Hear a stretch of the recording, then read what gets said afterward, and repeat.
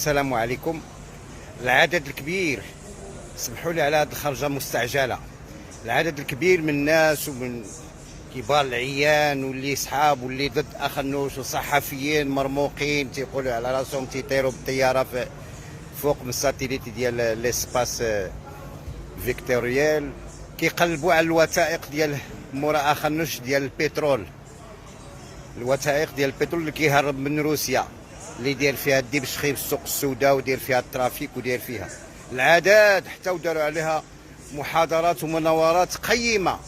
ولكن الدكتور رشيد العمارتي اليوم يسعده، نعم ولو انها قرحه، ولكن ساسعد قليلا الشعب المغربي باش نقول له ها لي دوكيمون، ها هما هادو بالشاكات، ها هما بالشاكات والحوالات، بالشاكات والحوالات اللي ما بقاش فيهم الشك على ان عزيز اخنوش مهرب مستورد البنزين للشركه ديالو افريقيا، ولكن هو زعما مطور ذكي كيجيبها باسم اوفشور شركه اخرى هي الوسيطه، هذوك لي سبيكيلاتور. وحنا هادشي سالينا معاه شحال هادي، لان خدمنا في الدبلوماسيه الكبيره ماشي الصغيره، ماشي ديال الشفاره القماره. ها لي دوكيمون اللي ضدك عزيز اخنوش، وما كاينش شي صحفي اللي هادي يشوفهم ولا اللي هادي يوصلوه.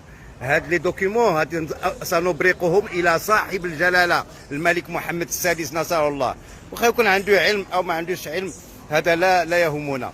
وسنبرقها كذلك الى محامي التجمع المغربي للتنميه وانشاء الديمقراطيه وانشاء اقتصاد تشاركي ماشي اشتراكي في المغرب، اللي هو التجمع ديالي وديال ولاد الشعب وديال مغاربه العالم 6 المليون. هاد لي دوكيمون هما واصلينهم دابا باش نبينوا، غادي يخرجوا في جون افريك وفي فيغارو وجميع المجلات الكبار، باش نبينوا للمغرب ان احنا ما كنتهموكش انك انت ولد الحرام مقطر، انك شفار عتيق، وانك مهرب، وانك سارق، وانك ناهب.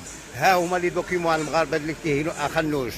وسلام الله عليكم ورحمته تعالى.